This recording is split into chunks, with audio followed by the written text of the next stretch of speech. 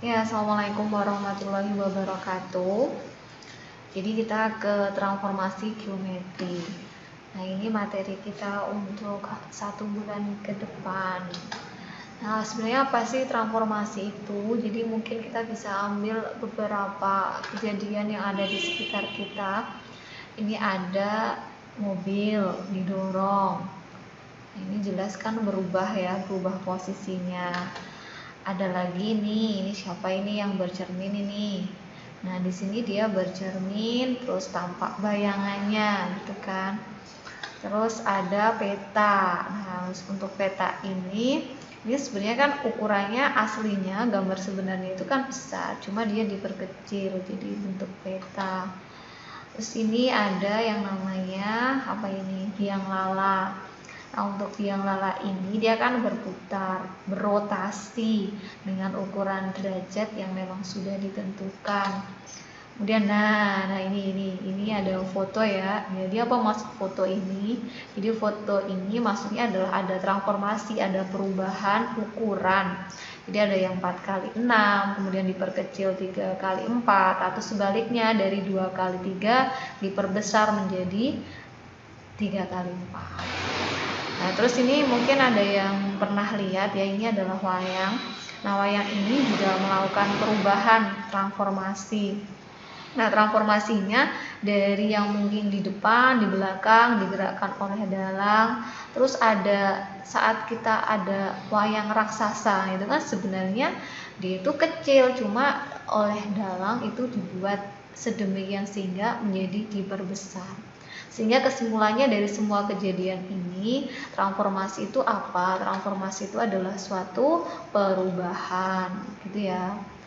Oke, berikutnya ini ada peta konsep. Jadi apa yang akan kita pelajari ke depan itu adalah transformasi. Cuma sebelumnya kita belajar materi prasyaratnya.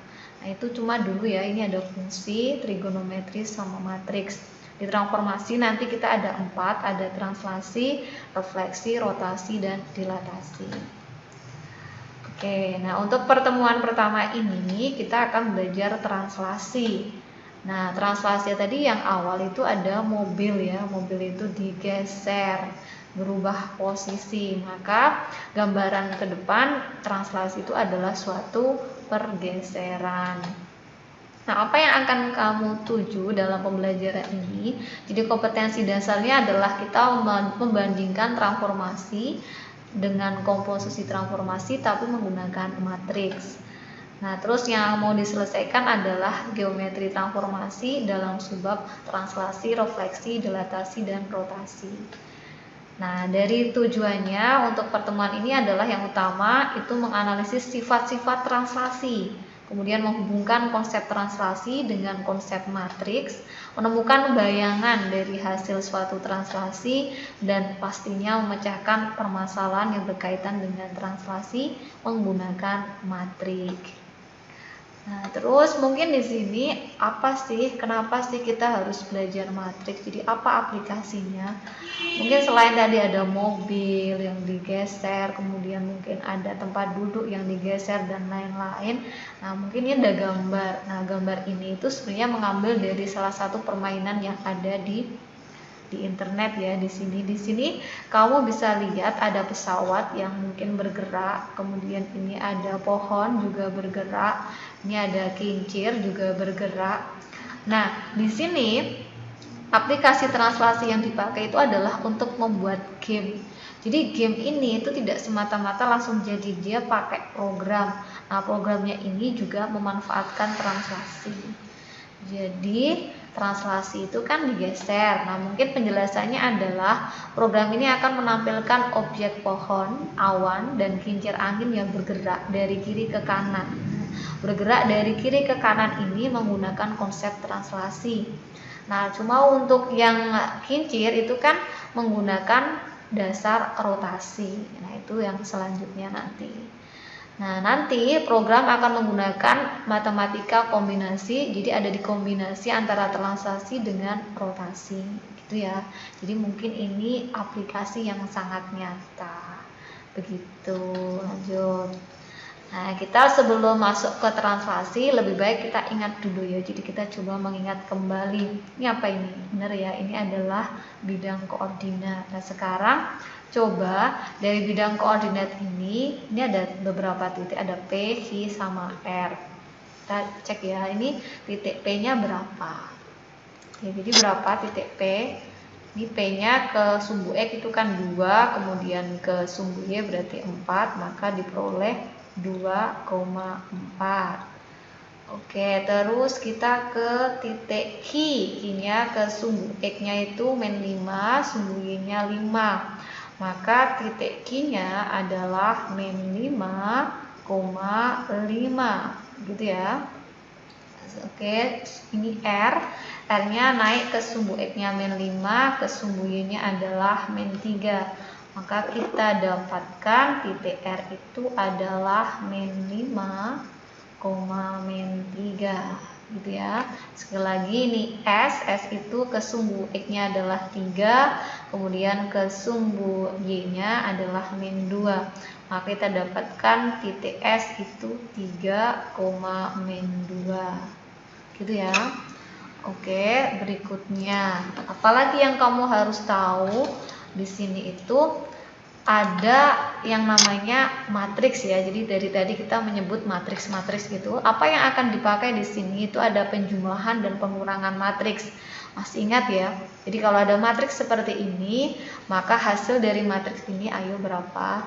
Ini jadi kalau misalkan kita cari hasil matriksnya adalah 2 ditambah -1, maka kita dapatkan hasil matriksnya 1 tambah 3 otomatis 4, gitu ya.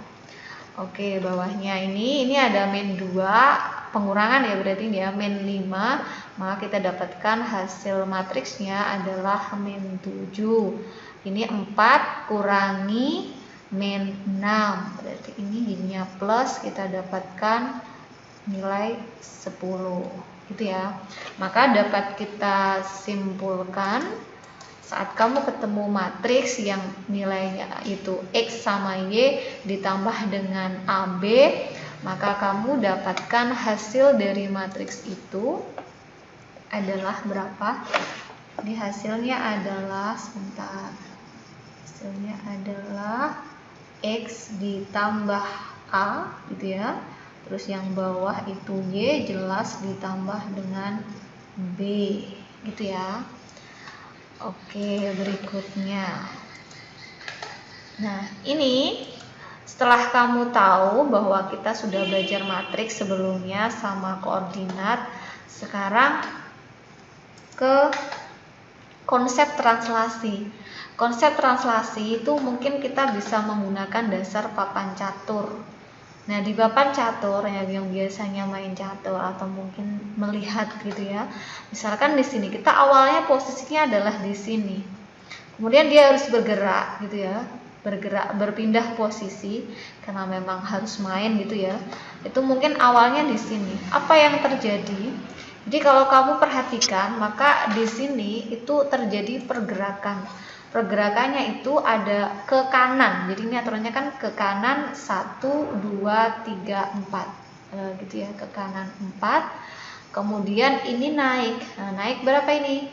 Naiknya adalah 2. Gitu ya. Oke.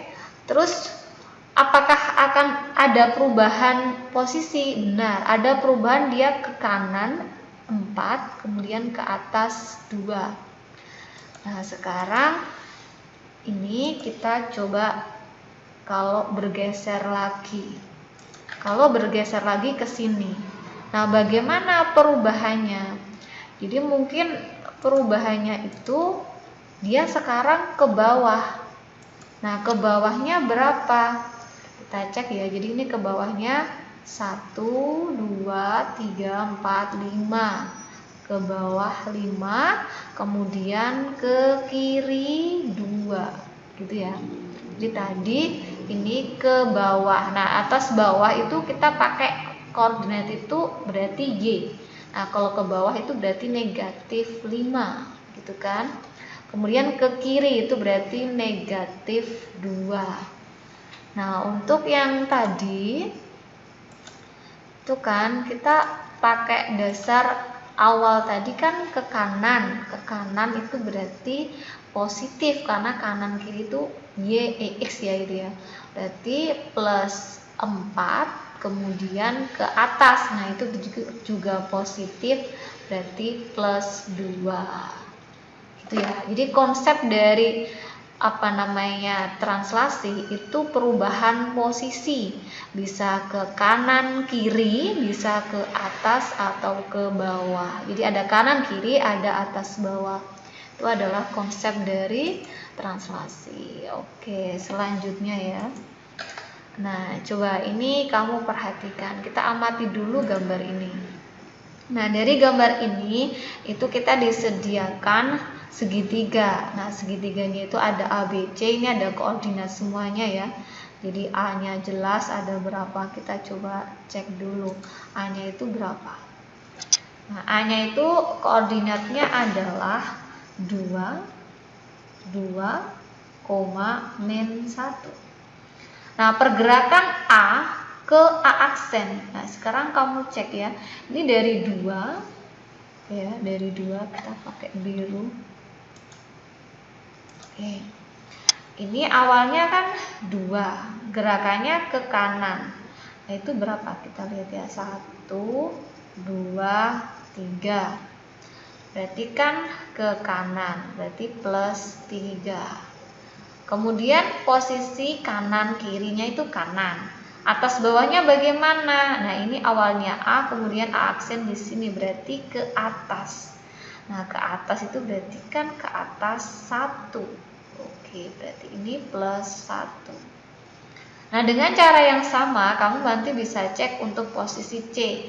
C ini awalnya tadi di sini kan. Nah, kamu cek ini pergeserannya berapa? 1 2 3 kan. Jadi plus 3 lagi. Kemudian ke atas. Nah, ke atas juga plus 1. Maka kalau kita tuliskan, kita punya titik A. Kita ambil sampel A 2, min 1 gitu ya. Ternyata tadi dia melakukan perubahannya itu tadi ke kanan 3, kemudian ke atas 1. Kalau kita nyatakan ini dalam perubahan dalam bentuk translasi, maka ini adalah translasi T 3,1 menghasilkan bayangan A aksen, gitu kan? Bayangannya tadi di sini itu 5,0, nggak kemana-mana. 5 itu diperoleh dari 2 ditambah 3, gitu ya. Jadi 2 ditambah 3, min 1 tambah 1. Ini min 1 ditambah 1.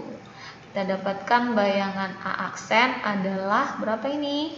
5,0 gitu ya. Itu kalau ambil sampel A. Maka dari sini kalau mau lagi ya, mungkin satu lagi C. C-nya itu awalnya di sini itu tadi berapa?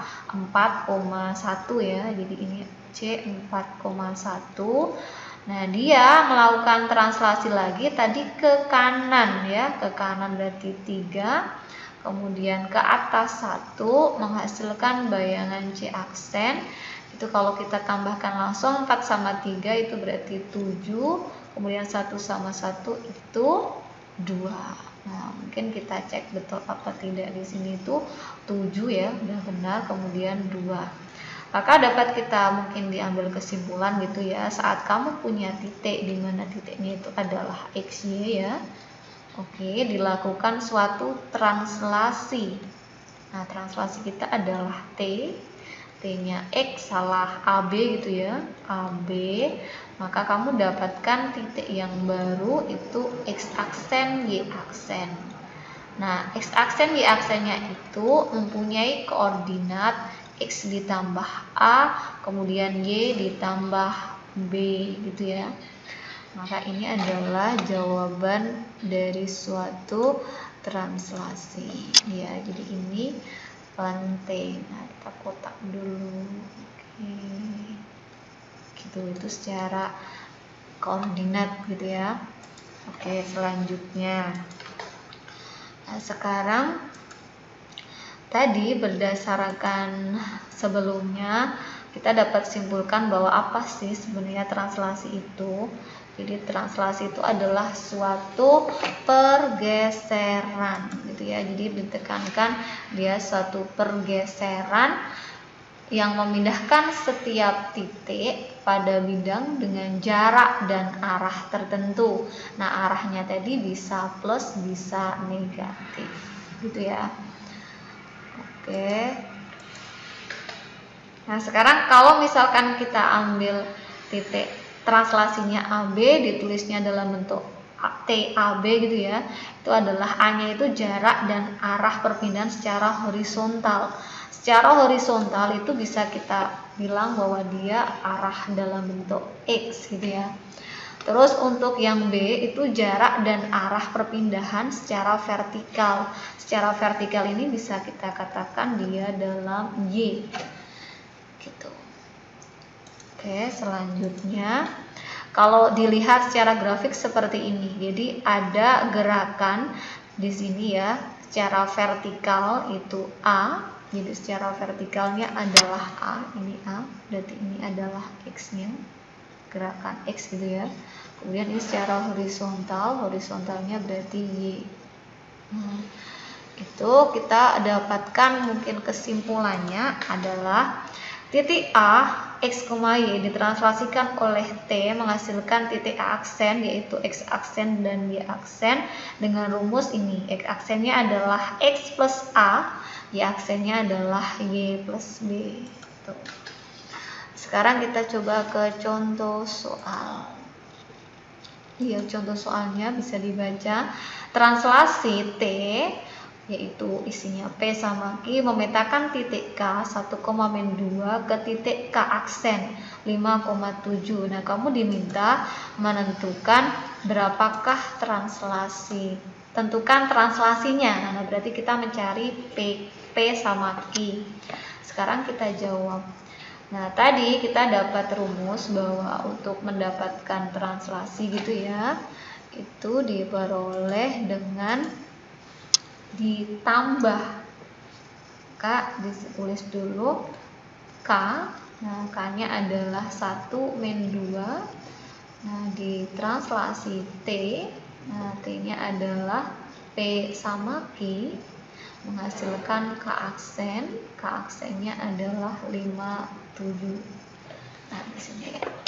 Nah, ini berarti kalau menurut penyelesaian tadi itu kan X aksen Y aksen sama dengan XY ditambah AB gitu kan. Nah, di sini XY-nya itu ada, AB-nya itu berubah menjadi PQ karena translasinya adalah PQ.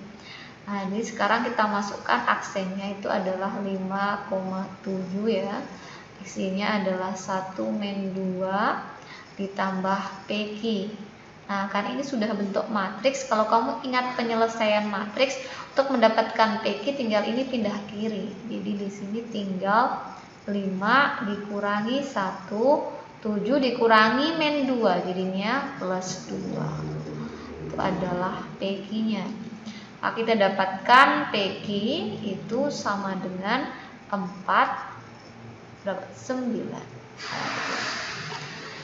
Oke, jadi kita dapat translasi T itu adalah 49.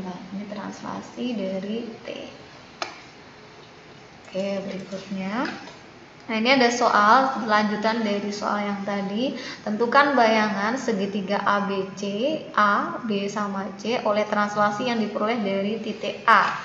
Nah, kita bisa langsung ya karena kita sudah punya translasinya. Translasinya tadi adalah ini ya 49.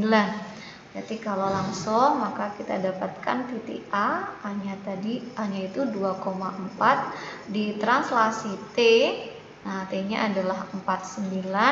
Untuk mendapatkan bayangan A itu tinggal 2 ditambah 4 ditambah 9, berarti A aksennya adalah 6,13. Itu untuk A.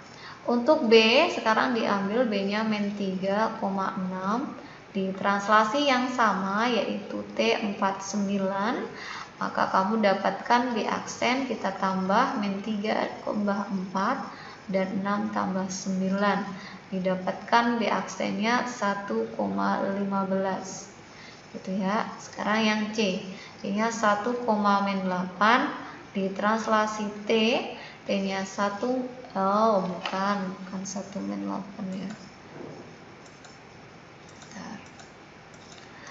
T-nya tadi 49. Ini T-nya berarti 49. Kita dapatkan C aksen itu 1 tambah 4, kemudian min 8 tambah 9, berarti C aksennya 5,1. Itu ya. Oke, selanjutnya.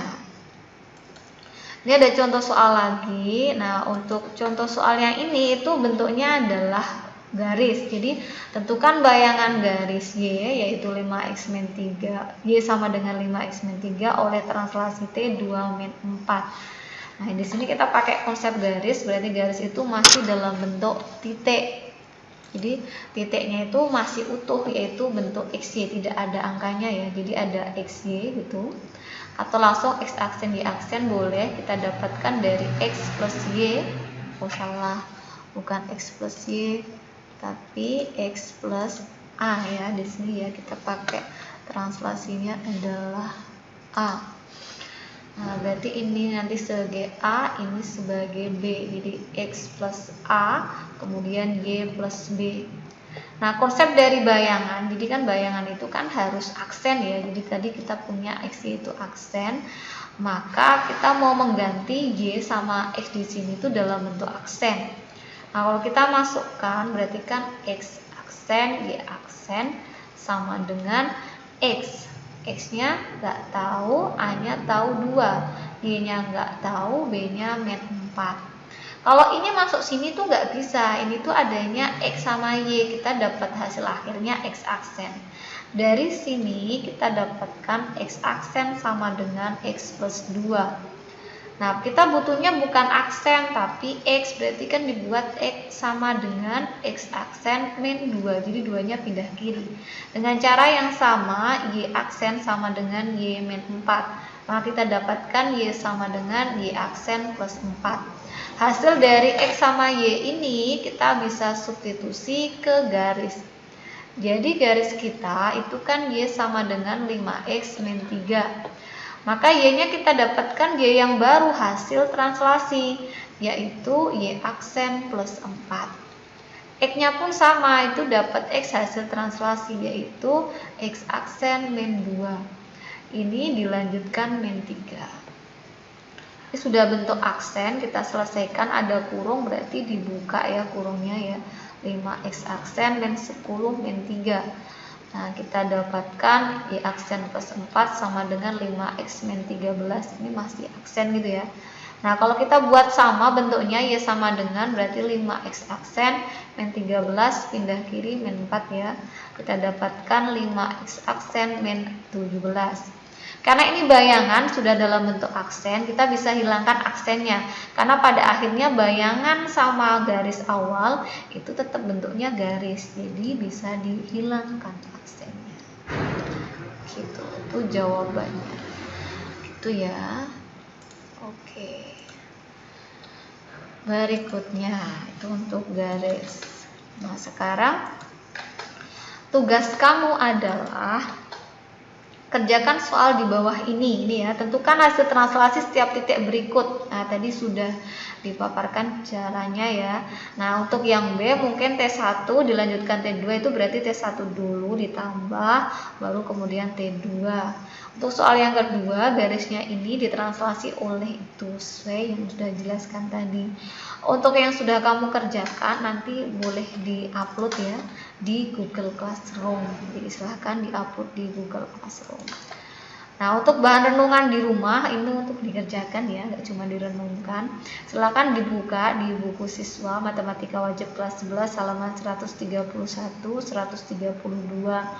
Ini silahkan dibuka ya bukunya, semuanya sudah dapat. Nah, untuk materi selanjutnya itu adalah refleksi. Ya, jadi materi selanjutnya adalah refleksi. Ya, kita ketemu pertemuan selanjutnya bahas refleksi. Oke, terima kasih. Kurang lebihnya saya mohon maaf. Semoga bermanfaat ya. Jangan lupa jaga kesehatan. Diakhiri, wassalamualaikum warahmatullahi wabarakatuh.